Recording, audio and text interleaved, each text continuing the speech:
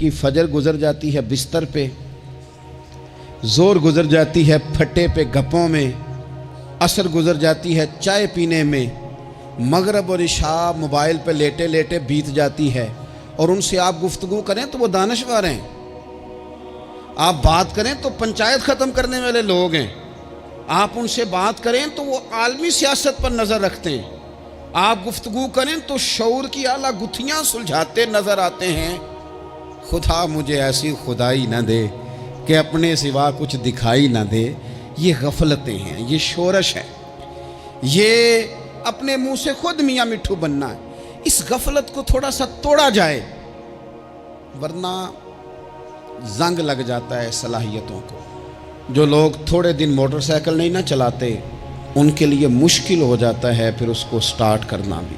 ہمارے استاد کہا کرتے تھے جو لوگ پڑھاتے نہیں انہیں کتابیں بھولنے لگ جاتی ہیں، جو لوگ کوئی کام کرتے نہیں پھر وہ آہستہ آہستہ وہ زنگ آلود ہو جاتا ہے، وہ کہتے ہیں اب نہیں ہو سکتا تم سے، اب مشکل ہے۔ سجنوں، دوستوں، بزرگوں، بھائیوں، جو لوگ شروع میں عبادتوں کے عادی نہیں ہوتے، وقت ضائع کرتے ہیں، بڑھاپے میں دل کرتا ہے توبہ ہو جائے، لیکن اپنے ماتھے کو سجدے کی عادت ہی نہیں ڈالی۔ یہ جسم جھکنا اس کا عادی نہیں ہوا کہ رب کی بارگاہ میں جھکے، اس کا مزاج ہی نہیں تہجد پڑھنے کا۔ سارا کچھ ہو جاتا ہے۔ میں نے سیاست کرنے والے، پنچایت ختم کرنے والے، چدراہٹ کرنے والے، وزاداری رکھنے والے راتوں کو تہجد پڑھتے بھی دیکھے ہیں۔ میں نے قرآن پاک سے پیار کرتے دیکھے ہیں۔ میں گواہ ہوں بہت سارے لوگوں کا۔ یہ کام ہو جاتا ہے، شرط یہ ہے کہ بندہ اپنی غفلت کی پٹی تھوڑی دیر کے لیے کھولے۔ دوسری بات یہ کہ ہم خوش فہمیوں میں بڑا زندہ ہیں، بڑا زندہ ہیں، بڑا اوہو، یعنی 2 4 5۔ کچھ لوگ کہتے ہیں اللہ کریم بڑا ہے۔ اللہ اگر کریم بڑا ہے نا میرے بھائی، تو نبی پاک صلی اللہ علیہ وسلم نے فرمایا وہ بڑا بیوقوف ہے جو خدا کی رحمت کی امید بھی رکھے اور اللہ کو ناراض بھی کرے، تو بیوقوف بندہ ہے۔ اگر وہ کریم ہے تو پھر تو محبت میں ہی اس کی بات مان، بات تو پھر بھی نہیں مان رہا۔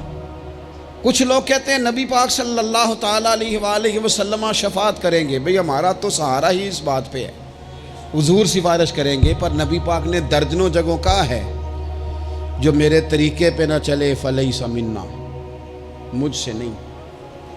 حضور نے فرمایا جو بڑے کی توقیر نہ کرے، چھوٹے پہ رحم نہ کرے، وہ مجھ سے نہیں۔ فرمایا جو ملاوٹ کرے وہ ہم میں سے۔ تو یہ حدیثیں بھی تو یاد رکھو نا۔ شفاعت کی بات انکار نہیں، حضور گناہگاروں کی ہی کریں گے، لیکن یہ حضور نے جو ہمیں اسباق پڑھائے یہ کس لیے پڑھائے؟ یہ بھی تو ہماری سمجھ کے لیے ہے نا۔ یہ ساری چیزیں ہم نے غفلت بنا کے اپنے اوپر اوڑھ لی۔ اور پھر سب سے بڑی بات یہ، جو لوگ جنت کے وارث اور مالک ہیں نا، کریم محبوب نے فرمایا یہ جو میری بیٹی فاطمہ ہے جنتی عورتوں کی سردار ہے، تو یہ تو جنت کی مالکہ اور وارثہ ہیں۔ وہ تو ساری رات ہی نماز پڑھتی تھی، تو سارا دن عبادت کرتی تھی۔ پاک سب سے زیادہ تو ان کو تھا، تو یہ تو 1 منٹ کے لیے مصلی سے جدا نہیں ہوئے۔ اور جنہوں نے صرف امید لگائی ہے، کوئی ان کے پاس ڈگری نہیں، وہ بن کے بیٹھ گئے ہیں۔ وہ کہتے ہیں جناب جنت، مطلب ہم جسے کہیں گے معاذ اللہ وہ جائے گا، دوسرے کو جانے دیتے ہیں۔ اپنی زندگی میں خوش فہمیاں نہ لائیں، یہ غفلت پیدا کرتی ہیں۔ غفلت بڑی خطرناک چیز کا نام ہے۔ جب بندہ غافل ہو جاتا ہے، میں آپ سے ایک بات عرض کروں، حضرت عبداللہ ابن مسعود فرماتے ہیں کہ مومن رائی کے دانے کے برابر غلطی ہو جائے تو اسے لگتا ہے میرے سر پہ پہاڑ کھڑا ہے، اور فرمایا جو منافق ہوتا ہے نا، وہ پہاڑ کے برابر گناہ کر کے کہتا ہے بات ہی کوئی نہیں، فلانا بھی کرتا ہے، یہ بھی کرتا ہے، ساری دنیا کر رہی ہے۔ یہ نفاق کی علامت ہے، اگرچہ بعض نے اسے نفاق عملی کہا، اعتقادی نہیں کہا۔ عزیز دوست، جب آپ چھوٹی گناہ، چھوٹی غلطی کرتے ہیں تو پھر وہ چھوٹی چھوٹی غلطیاں پہاڑ بنتی ہیں، چھوٹی چھوٹی۔ وہ حضور نے فرمایا نا، جب تو ایک گناہ کرتا ہے تو تیرے دل پہ ایک دھبا لگتا ہے، نہ توبہ کرے تو دوسرا لگتا ہے، نہ کرے تو تیسرا، پھر دل کالا سیاہ ہو جاتا ہے۔ چھوٹی چھوٹی غفلتیں بڑی غفلتوں کو جنم دیتی ہیں، چھوٹی چھوٹی کمزوریاں بڑی کمزوریوں کو لے کے آتی ہیں۔ اسی طرح بخاری مسلم میں حدیث ہے، نبی پاک صلی اللہ تعالیٰ علیہ وسلم نے فرمایا کچھ لوگ کھلم کھلا گناہ کریں گے قیامت کے قریب، اعلانیہ۔ یا رسول اللہ صلی اللہ علیہ وسلم وہ کس طرح؟ تو حضور فرماتے ہیں انہوں نے رات کو غلطی کی تھی، رب نے ان کی غلطی پر پردہ ڈال دیا، انہوں نے سویرے اٹھ کے خود لوگوں کو بتانا شروع کیا، اور دیکھا میں نے رات یہ کیا، معاذ اللہ۔ فرمایا جب انہوں نے اللہ کے پردے کو کھولا تو پھر رب نے بھی ان کا پردہ کھول دیا۔ او میرے دوستو بتاؤ نا، جس کے رب پردے کھول دے پھر کون ہے جو اس کی پردہ داری کرے؟ کون ہے جو پردہ پوشی کرے؟ حضور فرماتے اس نے کھلم کھلا گناہ، فخر سے بتاتے ہیں لوگ یہ کرتا۔ میں بڑے ادب سے عرض کروں گا بزرگوں کی خدمت میں، جو بڑی عمر کے ہیں، جن کی اب اولادیں ہیں، اگر ان کی زندگی میں کچھ ایسی کمزوریاں ہیں تو بچوں کو سمجھانے کے لیے بھی اس کو ڈسکس نہ کریں۔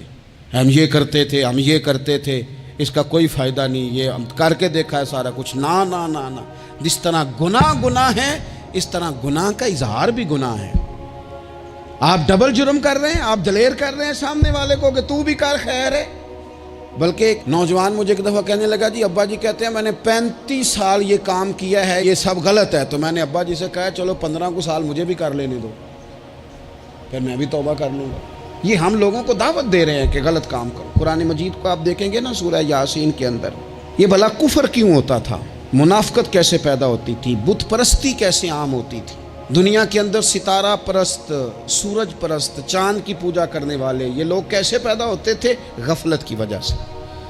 جیسے جیسے یہ اللہ کی بارگاہ سے دور ہوتے جاتے، یہ مختلف قسم کی عبادتوں میں، شرک میں، کفر میں مبتلا ہوتے جاتے۔ قرآن مجید سورہ یاسین کے اندر ارشاد فرماتا ہے کہ اللہ تبارک و تعالیٰ نے قرآن مجید کو اس لیے اتارا ہے لِتُنذِرَ قَوْمًا مَا أُنذِرَ آبَاؤُهُمْ، تاکہ آپ ان لوگوں کو ڈرائیں جن کے باپ دادا کو نہیں ڈرایا گیا۔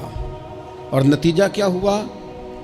فَهُمْ غَافِلُونَ، وہ لوگ غفلت میں چلے گئے، ڈرایا نہیں گیا، سمجھایا نہیں گیا، کسی نے سبق نہیں پڑھایا۔ تو میں آپ سب سے گزارش کروں گا کہ خیر کی بات بتاتے رہیں، خیر کی بات کہتے رہیں۔ خیر کی بات جو ہوتی ہے یہ فائدہ کرتی ہے ہمیشہ، تو غفلتیں اپنی دور کرنی چاہیے۔ دوسرا یہ ہوتا ہے، ایک تو انسان جب وہ دور ہو جاتا ہے چھوٹے چھوٹے گناہ کر کے تو غفلت آتی ہے۔ دوسرا قرآن پاک نے ایک اور مقام پر اس کا ذکر فرمایا ہے، وہ اس طرح فرمایا ہے کہ جو انسان کی پیاری چیزیں ہیں نا بعض اوقات، جن سے وہ لگاؤ پیدا کر لیتا ہے، جن سے محبت اس کی بڑھ جاتی ہے، وہ چیزیں بھی غفلت پیدا کرتی ہیں۔ ان میں 2 چیزوں کا تو قرآن پاک نے نام لے کے ذکر کیا ہے۔ ویسے وہ ڈھیر ساری چیزیں ہیں، 1 2 3 نہیں۔ سیاست بھی بندے کو غافل کرتی ہے، دوستوں کی کثرت بھی بندے کو غافل کرتی ہے، کھیل تماشا بھی غافل کرتا ہے، پیسے زیادہ آنے لگ جائیں تو وہ بھی بندے کو غافل کرتے ہیں، تعریف کرنے والے زیادہ ہو جائیں تو وہ بھی غفلت میں مبتلا کر دیتے ہیں۔ بندہ کسی کرسی پہ بیٹھ جائے تو پھر بھی ادھر ادھر دیکھنے کو تیار نہیں ہوتا۔ یہ ساری چیزیں غافل کرتی ہیں، لیکن 2 چیزوں کا نام لیا قرآن پاک نے، فرمایا یا ایھا الذین آمنوا لا تلھکم اموالکم ولا اولادکم عن ذکر اللہ۔ فرمایا اے ایمان والو، کہیں ایسا نہ ہو کہ تمہاری اولاد اور تمہارا مال تمہیں اللہ کی یاد سے غافل کر دے۔ مال اور اولاد، بیوی کو، اولاد کو ایک مقام پہ قرآن پاک نے دشمن بھی کہا ہے۔ کب؟ جب یہ تمہیں کہیں کہ حرام کما کے لاؤ، جب یہ تمہیں کہیں کہ ہمیں جس طرح کا مرضی مال دو، جب یہ تمہیں کہیں ناجائز کرو، یہ دشمنی کر رہے ہیں تمہارے ساتھ۔ یہ مال اور اولاد یہ بندے کو غافل کر دیتے ہیں۔ کاروبار کرنا، مال کمانا، بچے پالنا، یہ ایک جز ہے زندگی کا، یہ کل زندگی نہیں۔ کل زندگی تو یہ ہے کہ آپ نے دین کے لیے کیا کیا، ملت کے لیے کیا کیا، ملک کے لیے کیا کیا، غریب کے لیے کیا کیا۔ کبھی کسی بندے نے جھونپڑیوں والوں سے پوچھا ہے کہ بارشوں میں تمہارا کیا حال ہوتا ہے؟ وہ کچی آبادیاں جہاں سے گزر کے ہم اپنے بچوں کو دکھاتے ہیں کہ یہ دیکھو یہ پرانے مکان سارے اسی طرح کے ہوتے تھے، کبھی ان لوگوں سے آپ نے پوچھا ہے جو ساری رات چھتوں کے نیچے بالٹیاں رکھ کے وقت گزارتے ہیں کہ چھت ٹپکتی ہے؟ ان سے پوچھا ہے کہ رات بچے سو پائے تھے کہ نہیں؟ اچھا جی بارش ہو رہی ہے تو پھر ہم نے کیا کرنا تھا؟ ہم نے گھر والوں کو پکوڑوں کا آرڈر دینا تھا، وہ وقت پہ دیا۔ ہم نے کہا تھا کوکنگ آج اپنی۔ یہ کب ہوتا ہے؟ جب قومیں غافل ہو جاتی ہیں مال میں، مزوں میں، اپنی ذاتی زندگی کے پیچ و تاب میں۔ پھر وہ اتر کر دائیں بائیں دیکھنا پسند نہیں کرتی۔ اللہ فرماتے ہیں مال اور اولاد کہیں تمہیں اللہ سے غافل نہ کر دے، کہیں ایسا نہ کر بیٹھنا کہ تم اس میں الجھ جاؤ پوری طرح اور تمہیں صرف اور صرف اپنے بچے یاد رہ جائیں۔ تجارت کرنی چاہیے، لیکن ہم تجارت نہیں کرتے، بانی تاجر جاتے ہیں، ہر چیز کو تجارت کی نظر سے دیکھتے ہیں۔ ڈاکٹر آپ بنیں، لیکن زندگی بھی ساری ہی آپ ڈاکٹر بن کے نہ گزاریں، آپ کے کچھ اور تعلقات بھی ہیں، کچھ اور رشتے بھی، ان پر بھی تھوڑا غور کر لیں۔ غفلتیں تیزی سے آتی ہیں اور وہ آ کر کے ہمارے اوپر حاوی ہو جاتی ہیں۔ جو پرانے لوگ تھے نا، غافل نہیں ہوتے تھے، بڑے بڑے لوگ اپنے آپ کو کنٹرول کرتے تھے، دیکھتے تھے کہ یہاں کوئی چیز مجھ پہ حملہ آور تو نہیں ہو رہی، فلانی چیز کہیں میرے اوپر زیادہ قبضہ تو نہیں کر رہی۔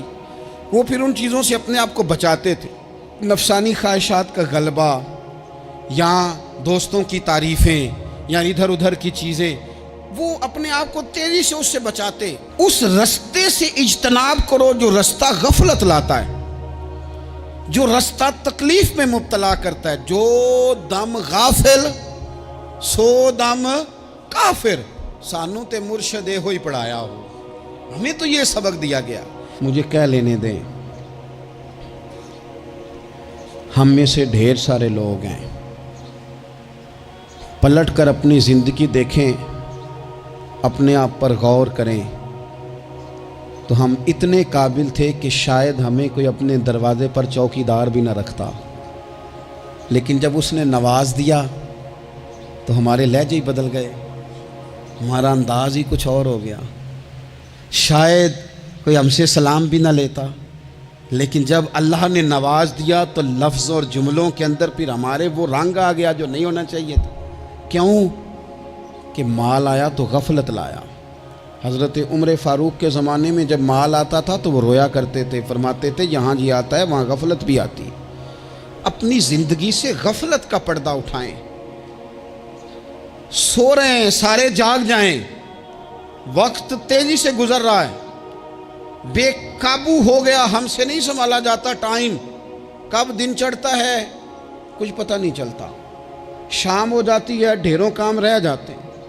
کئی لوگ تھے جن کا ارادہ تھا کہ پرسوں سے میں نے مسجد آنا ہے، میں نے نیک ہو جانا ہے، وہ نہیں آئے، موت ہی آئی۔ حضرت اسرائیل ہی آئے، بڑا پیار کیا فلانے نے، او ہو جی، بڑا ہی رو رہے تھے اس کے بچے۔ پھر کیا قبر پہ بیٹھے رہتے ہیں سارا دن؟ پھر کیا کیا انہوں نے بچوں نے؟ کسی نے کہا میں نے ساتھ جانا ہے؟ نتیجہ کیا نکلا؟ پیار کس بات کا تھا؟ حضرت عبداللہ ابن مبارک کا آخری وقت تھا تو اماں رو رہی، بہن رو رہی، بھائی رو رہے ہیں، بیوی رو رہی، بچے رو رہے ہیں، آخری ٹائم ہے۔ تو اماں سے کہنے لگے روتی کیوں ہو؟ کہنے لگی پتر بیٹے تو اور بھی ہیں، پر جس طرح دوائی تو لا کے دیتا تھا کوئی بھی نہیں دیتا۔